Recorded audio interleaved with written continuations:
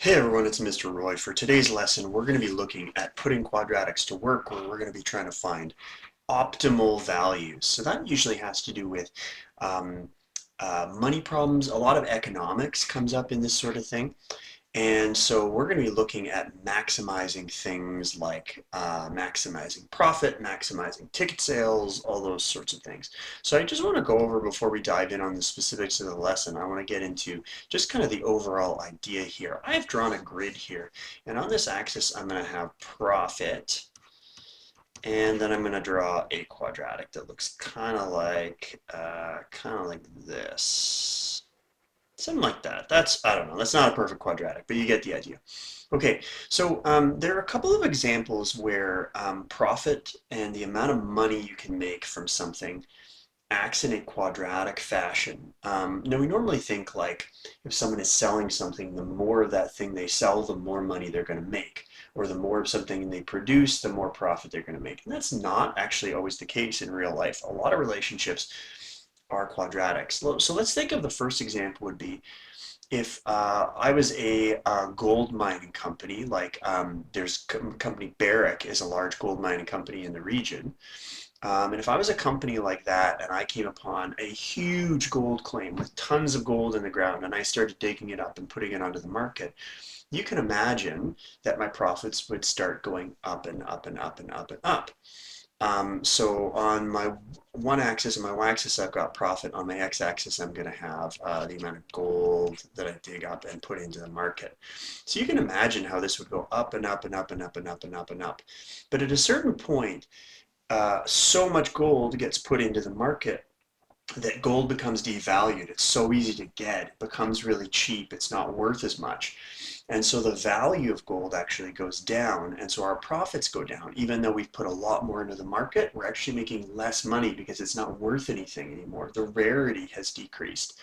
So you certainly saw stuff like this with cryptocurrencies and things like that, although their fluctuations are much more complicated. But this idea that by introducing too much of something into the economy, that thing can become worth less is actually an important concept in economics. Now let's think about a different example other than something like introducing too much into the market. Let's think about a pricing example. So let's say I'm selling concert tickets, right? Because I want people to come and see my show. And let's say I'm part of a pretty popular band and I'm trying to figure out exactly how much money to charge. And you might just say, oh, I don't know, let's charge 20 bucks a ticket, something like that. But really what you're trying to do is you're trying to maximize your profit, right? You're trying to think about how can I bring in the most money. Now maybe you're not driven by money, maybe you're driven by getting the most fans in the door, but getting the most fans in the door would probably be making it free. So when you think, how do I actually make the most profit out of something like this? It's going to end up being a quadratic. So in this case, this would be on this axis, the price of a ticket. Now, if a ticket is really cheap, you might get a lot of fans, but you probably won't make that much money because the tickets are so cheap. So that would be a point like right here. If you make the ticket kind of a more moderate price, your profit is going to go up, but not as many fans will go because the ticket's a bit more expensive. There's some point right here, a perfect spot where the price of your ticket is just right, that you get a good number of fans and a ticket that's worth a fair bit, and you end up making the most profit. The profit you take away is the most. Now, what happens if you start charging too much for a ticket? Say the ticket is $30, $40, $50. You find a lot of people will just say, ah, that's too much money for me. And all of a sudden you don't have a full house, you don't have that many fans coming, and you're not making that much money. In fact, there'll be a certain point in which no one will buy a ticket, and even though the tickets are quite expensive, you make $0 because nobody bought one.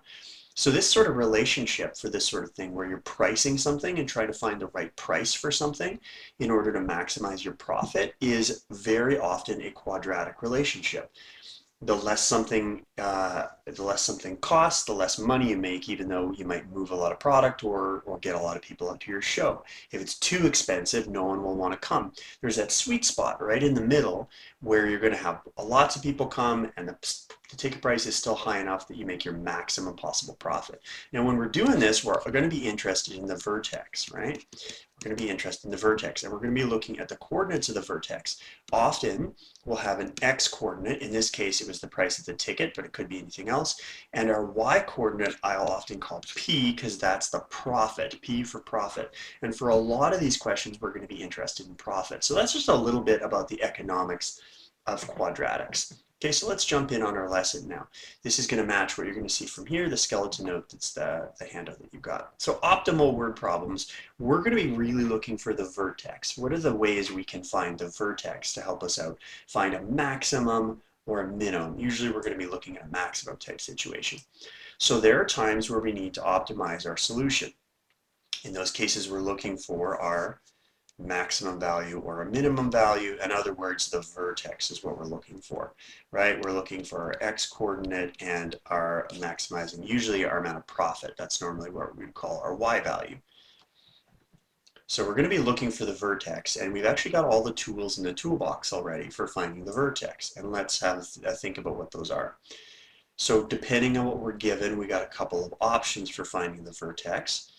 The first one is we find the average of the zeros. So we would usually do this when we've got a situation where we've got things in factored form. So if we're in factored form, we will find it really easy to find the two zeros. Knowing the two zeros, we can take the average and find the point in the middle. That'll be our x-coordinate of our vertex. We can sub that back into our equation to get our y-coordinate of our vertex, and that will tell us information about it. So in factored form, we'd be looking for the average of the zeros. That's going to be our axis of symmetry. The other way, and this way works better when we're in standard form, we're looking at this equation. And this equation we saw yesterday is going to give us the axis of symmetry.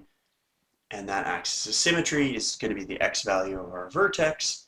And then we can sub that into our equation to get our y value of our vertex. Okay, so we're going to jump in on a couple of problems. We've got one that is in standard form, so we're going to use our standard form method, this equation above, and our next one is in factored form, so we're going to use our factored form method of finding the average of the zeros. So let's jump in. Here's our first one, determine the maximum or minimum value and when it occurs. Basically, we're looking for the vertex. The maximum minimum value is our y-coordinate of our vertex. The when it occurs is the x-coordinate of our vertex. And we can tell if it's a min or a max based on our a value. So right away, I'm going to look for my a value right here. I notice it's a 1, right? We don't usually write it in, but it's a 1. So that means that since our a value is a 1, it's a positive number. So that means it opens up. So that means it's going to look kind of like this. And that means we're going to have a minimum point right there. So that's the minimum point that we're looking for in our vertex. Okay, so let's do it. Let's use our equation. X equals negative b over 2a. So we know that our a, b, and c are right here. Our a is equal to 1, our b is equal to 12, and our c is equal to 10. So here we go. We're going to say the x-coordinate of our vertex, which is our axis of symmetry, is going to be negative b, so that's negative 12 over 2 times a, which is 1. So that's negative 12 over 2, that's going to be negative 6. Okay, now that we've got our axis of symmetry, we know that's this line right down here, down the middle of the quadratic. We know our vertex is at negative 6 and something. We don't know the y-coordinate. How do we find it? Well, we use our equation, because our equation is just an input-output thing. We put in a value for x, it gives us a value for y. So let's do that. Here we go. We're going to say y is equal to negative 6 squared plus 12 times negative 6 plus 10. And if you've got the right kind of calculator, you can just plug all that in one line, and we should get negative 26 for our answer. So that means our vertex is at negative 6, negative 26. And we say, therefore, we've got a minimum of negative 26. That's how low it goes when x equals negative 6. So that's our first type, okay? Standard form. Second type we might be using is when we've got our factored form. Now, factored form is really great because it tells us the zeros. We can tell the zeros just by looking at what's inside the brackets. So that's going to really help us. I also notice that we have a negative a value right here. So I'm going to say my a equals negative 4. A negative a value means that it opens down.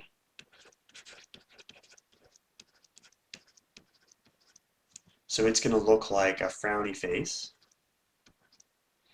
And it's going to have a maximum point right here. So that's going to be our maximum point. That's as high as it goes. And we're going to be looking for the y-coordinate of our vertex. So here we go. What are our zeros? Well, our zeros are x is negative 1. That's our first zero.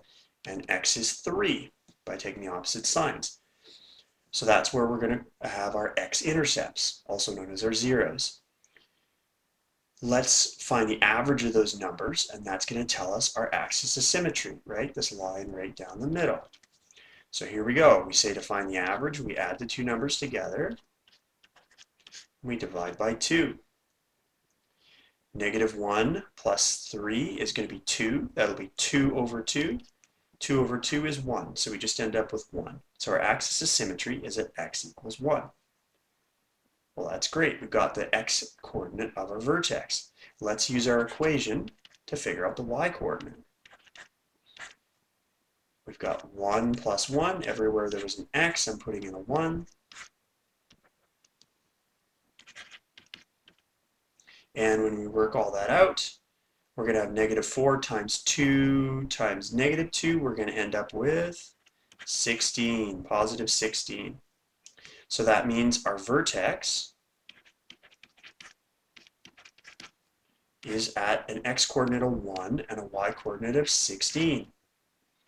So we say, therefore, we have a max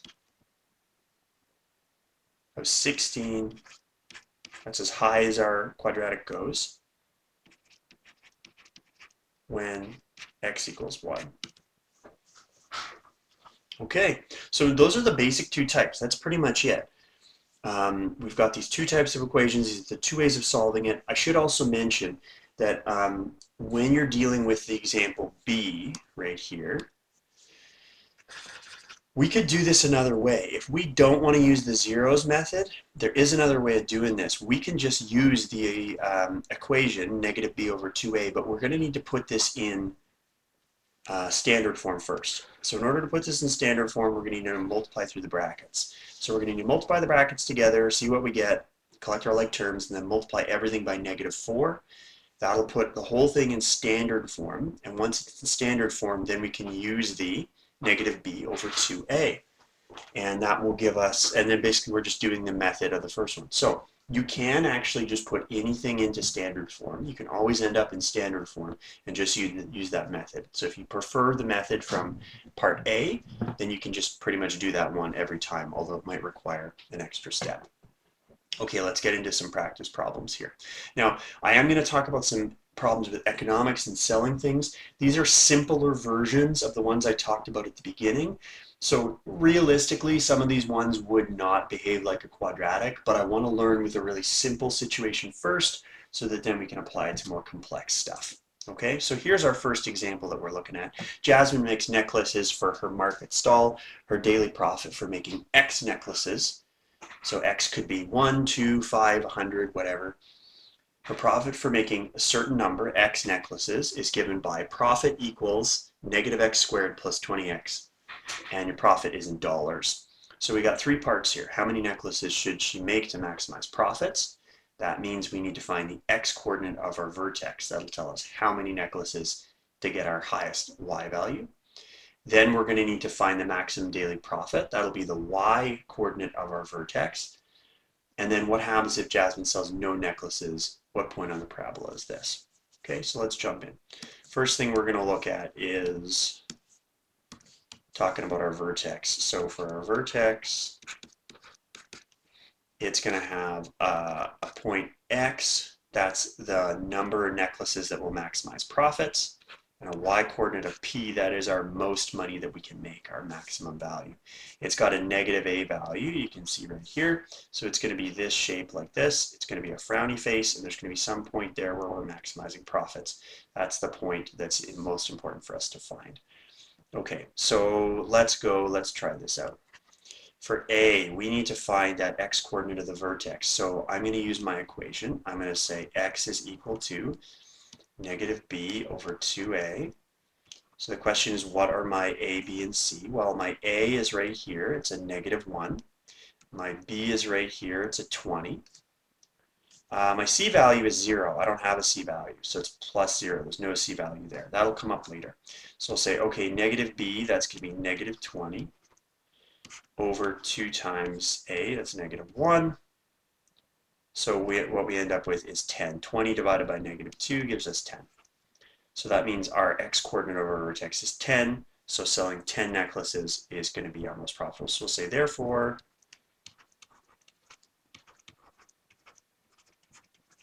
she should sell 10 necklaces. Now you might say, why not more? Wouldn't you make more money? I mean, yes, this is a simplified problem. So again, we're just focusing on kind of the simple form of the problem first before we apply it to something that's a little more complex. Okay, so find the maximum daily profit, that's B.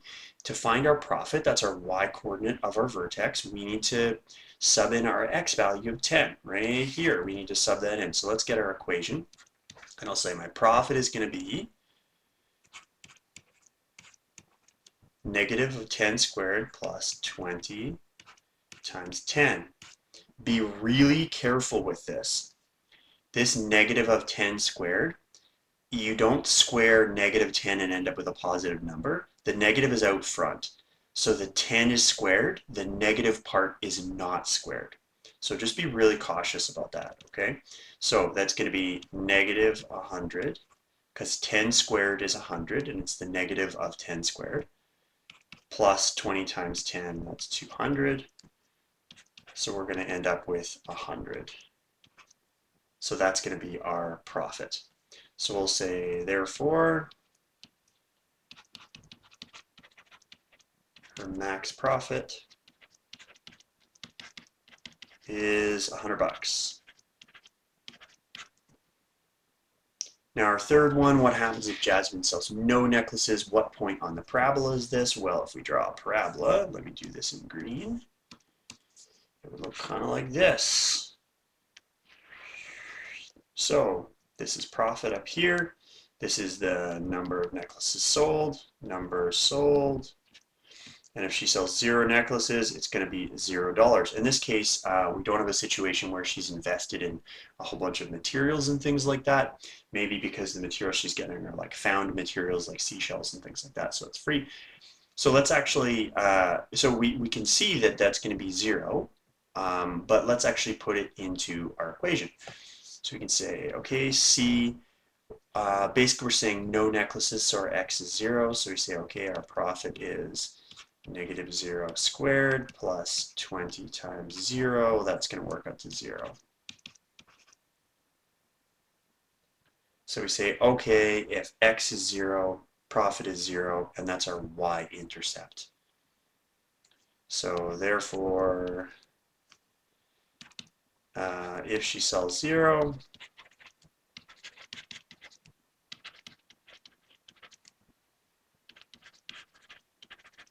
she makes $0. We'll say this is our y-intercept.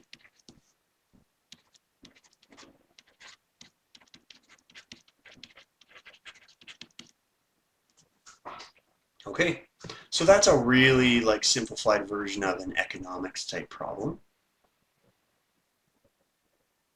Let's move on to one that has to do with larger scale sales. This is a computer software company. So they're selling the latest video game. And this is something that large companies actually do. They mathematically model this stuff and they try and make very careful predictions. about how to maximize their profits. So in this case, the relation for their profit is negative 4x squared plus 20x minus 9, where x is the number of games produced in 100,000s and p is the profit in millions, right? So x is the games that they're selling, p is the amount of money that they're making. Remember, it's really important when we're thinking about this that we're looking at our scale here. So number of games is in 100,000s. So if we get an answer of 1 for x, that actually means 100,000. And if we get a profit of 2, that would mean 2 million. Okay, so be kind of careful with your scale. Here we go. What happens if the company doesn't sell any games? Well, that's an easy one. We'll say if x equals 0. So just have a look at our equation here, right? If we put in a 0 for our first term, it's going to equal 0. For our second term, it's going to equal 0. All that we're going to be left with is negative 9. So if x equals 0, I don't even have to do the calculation. I can see that my profit is going to be negative 9. Okay, now what does that actually mean, negative 9? That means negative 9 million, so that means a $9 million loss. So we'll say, therefore, they would lose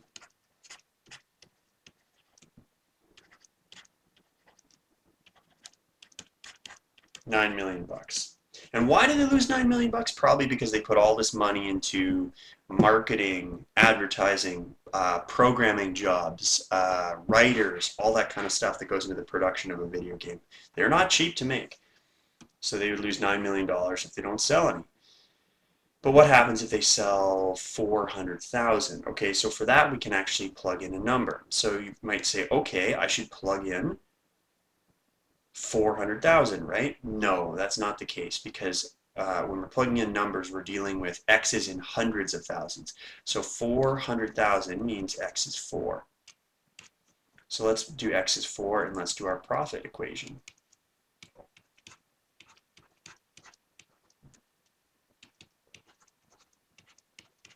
So I'm putting in a 4 wherever there was an x.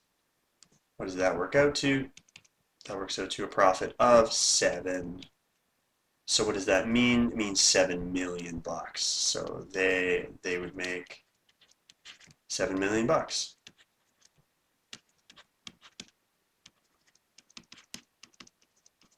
Not bad. Third one, how many games does the company produce to earn the maximum profit? So this is really what we're after, right? We're dealing with a quadratic that looks like something like this. We're looking for a maximum profit. That's going to be right there. This is going to have an x and a p-value. We're going to be looking for the coordinates of the vertex. That's actually going to be C and D. So here we go with C. How many games must they produce? Remember, games is the x value to earn a maximum profit. So how are we going to find the vertex? Well, we're going to use our equation because this is in standard form, right? So our equation is negative b over 2a. So a is right here, it's negative 4, b is 20, and c is negative 9. So the x-coordinate of my vertex, right, my axis is symmetry. Let's use that equation. It's going to be negative 20 over 2 times negative 4. 2 times negative 4, that's negative 8. So negative 20 divided by negative 8, the negatives are going to cancel out and we're going to have 2.5. So what does that mean, 2.5? That means 250,000, right? 250,000. So each of those is 100,000. So we say, therefore, to maximize profits,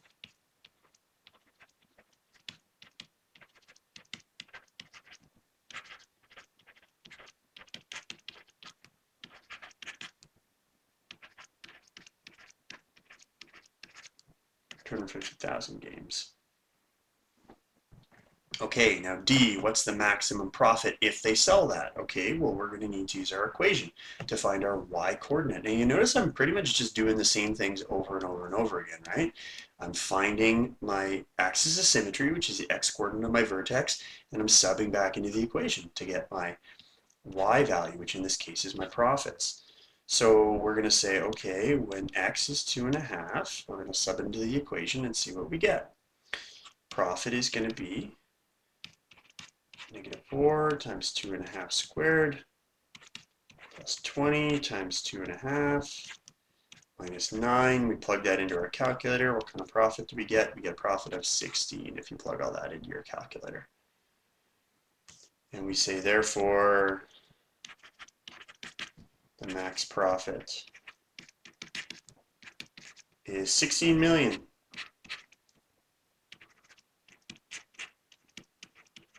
So that's going to be their max profit. Okay, so another sales example, this one a little more complex than the last. Let's move on to our next example. Now remember, with any of these, if you feel like you can read it and tackle it, stop the video and give it a try. See how far you can get, and then if you get stuck, watch me do it for some help. But trying to do these on your own and struggling with it a little bit is one of the most effective ways to learn. So now we're going to look at populations, and modeling populations with mathematics is actually a really important thing.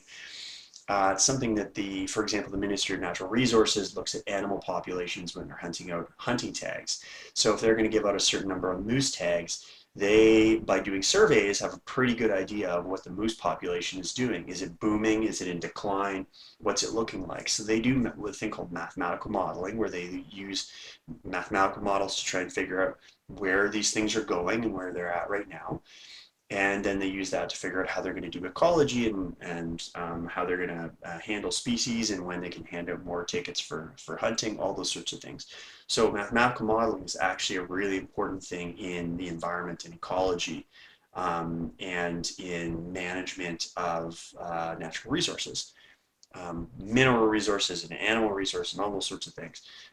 So if you're interested in those sorts of jobs and things like that within the government, there's a lot of mathematical skills and work that are needed for government jobs in ministry like that, Ministry of Natural Resources and Ministry of the Environment.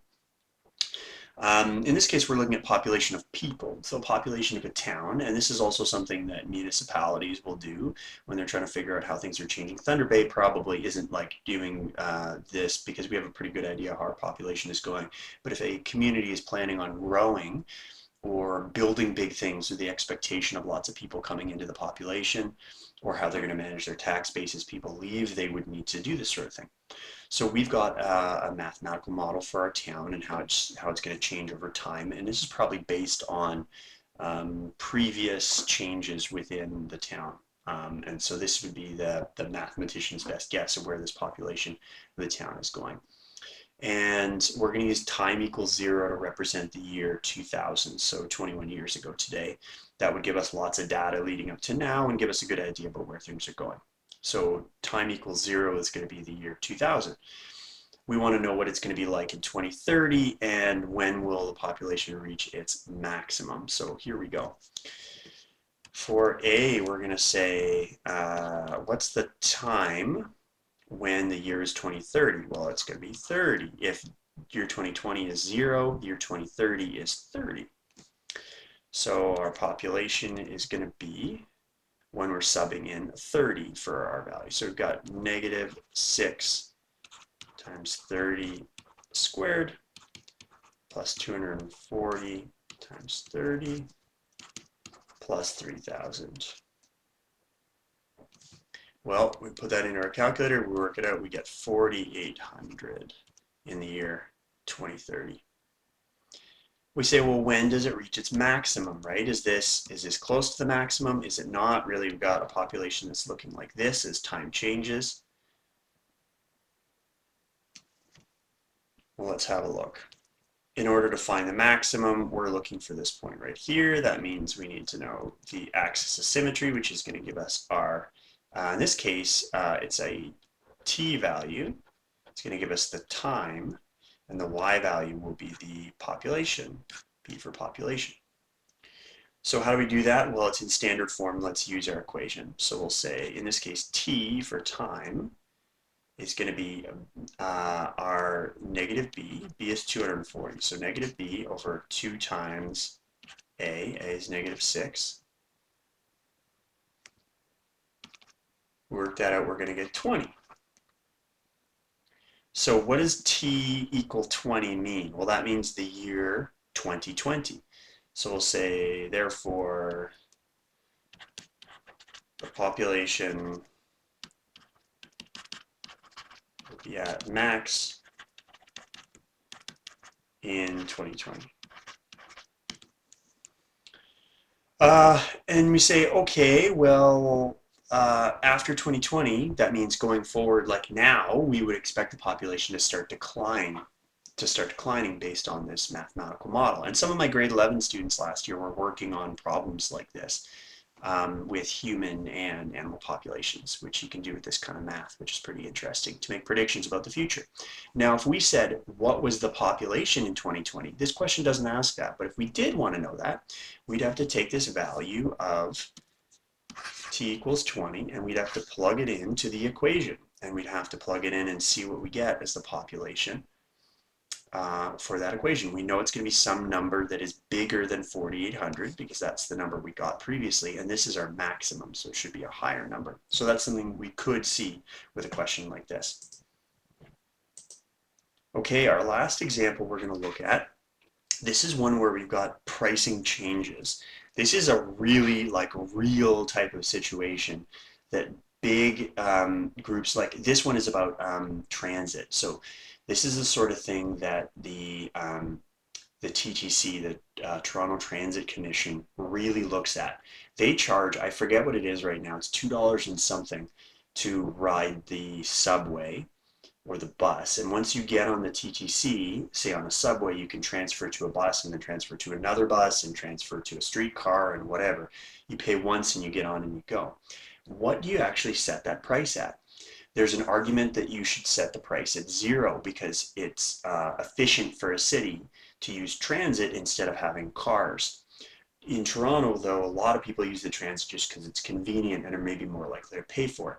In a city like Thunder Bay, we want to encourage people to use the transit, and there actually is a movement, and that's for a lot of reasons. It takes cars off the road, it's more environmentally friendly, it gives better access to people who are in poverty, that they'll have access to good and easy transit to get around town. My son loves riding the bus, so he and I will often, I mean, we obviously haven't in a while, but we used to go and ride the bus all the time, especially in the summer when we had time to go places. We'd get on the bus and off we go down to, say, Prince Arthur's Landing in the marina, stay there for a while and then take the bus home. If you make transit free, more people are going to want to ride the transit because it's free or cheaper. More people want to ride it. But if you're looking to make money off of it or even break even, then that wouldn't be a way to do it. Right? That would be a thinking about like our community from a community initiative sense. If you're thinking about it from a profit sense, which private companies would be, they would say, what is our best ticket price? Because if we make it too high, nobody's going to want to ride. We make it too low, we're not going to make enough money off of each ticket in order to make a lot of money. So this is a very real scenario, and this is something that real municipalities are dealing with. So in this case, here's our situation. Our rapid transit company has 5,000 passengers daily, each currently paying $2.25 fare. For each 50-cent increase, so one 50-cent increase would be $2.75. The company estimates that it's going to lose 150 passengers daily. So those people, how do they get where they're going? I don't know. Maybe they carpool with a friend. Maybe they just drive their vehicle instead of taking the transit. Who knows? That also means, though, that if we take 50 cents off the price and make it 50 cents cheaper and make it only $1.75, we can expect to gain 150 passengers daily, and 150 more people will ride because it's cheaper. So in this case, we want to know our optimal pricing strategy. In this case, I want to be clear, optimal means making the most profit. That's not something I would generally I'm someone who supports public transit because I think it's good for having a stronger community, and I think it should be cheaper or free in order to benefit our community, because there are a lot of benefits to that, but we're talking about maximizing profit here. So let's dig into that. How do we maximize profit? Are we going to have less people ride, but the ticket is more expensive and therefore we'll make more money? Are we going to have more people ride by having a cheaper ticket? I don't know. We're going to find out. So determine the optimal pricing strategy. This is a little tricky. We need to figure out the amount that we're going to make from this. So we're going to use the letter P. Actually, let's not use P because we can use P for price. Let's use R for revenue. So the amount of revenue we're going to make from the transit. So we say, okay, how much do you actually make from transit? Well, here's how you figure that out. We take the number of people riding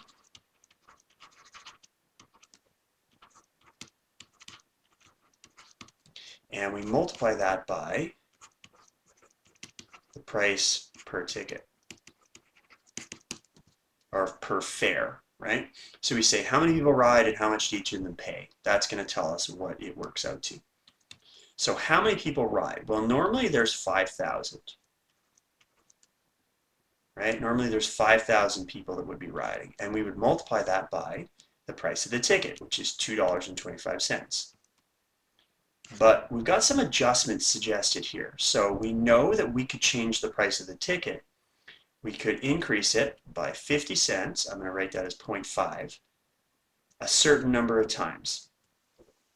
Now, how many times do we increase it by 50 cents? Once, twice, 3 times, 1.5 times? That's unclear.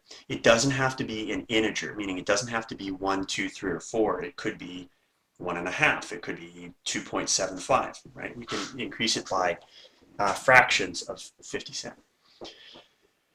Okay, so far that makes sense. It could also be a negative amount. You could have a negative value for x. You could break it down by 50 cents. Now, how does that change the number of people that ride? Well, for each time we change x, we're going to lose 150 people. So this is our equation now. This is a quadratic. I can tell because when I multiply all this stuff out, I'm going to end up with an x squared term in there when my 150x multiplies my 0.5x. Okay, so let's actually FOIL this out. Let's multiply through all of this stuff. So we're going to go first, outside, inside, last. We're going to multiply all that through. So what do we end up with? Let's move this down a little bit so we got room for it. 5,000 times $2.25 is going to be 11,250. That would be my normal revenue if I didn't change the ticket price. 5,000 times 0.5x is 2,500x. 150x times 2.25. We've got negative 337.5x. And 150x times 0.5x, we get negative 75x squared. Do you see any like terms? I do. I see 2x terms right there. Let's use them. Let's combine our like terms. We end up with plus 2,162.5x. Now, normally when we write these equations, we write our squared term first, and then our x term, and then a regular number. So let's do that. So negative 75x squared plus 2,162.5x plus 11,250. Okay, so far so good. We've put it in standard form. Now that we put it in standard form, we can use our equation to figure out the x value of the vertex. Now remember, we're talking about an equation that's going to look, it's got a negative a value, so it's going to look something like that. We want to find this right here. Our axis of symmetry, that's going to give us our x value, and then we'll be able to figure out our maximized revenue. So here we go. Let's try and figure out the price. So we'll say, all right, x is going to be negative b, that's negative 2,162.5 over 2 times a. A is negative 75. We work that out on our calculator, and we're going to get 14.42. So So let's actually work that out into our ticket price. What does this mean though? 14.42. What does that actually mean? Well, here's what that means. That means we're going to actually increase the ticket price because X is the number of increases in the ticket price. We're going to increase the ticket price more than 14 times. Not quite 15 times, 14.42 times. Well, what does that actually work out to? So our price is now going to be the $2.25 we started with, and then we're going to increase it by 50 cents, 14.42 times. That works out to $9.46. So $9.46. That's going to be the ticket of the price of the ticket. And we also might be interested in how many passengers we're going to have, right? How many passengers will we have riding when they're being charged over $9 instead of $2.25? So we say passengers is going to be equal to our 5,000 minus 150 times 14.42. So that's going to work out to 2,882 people riding with Rapid Transit Company. So a lot less. We've lost almost half of our passenger base, but because we jacked up the price so much, even though half the people aren't using our transit company anymore, we're still going to make more money. So what does that look like when we're actually talking actual revenue?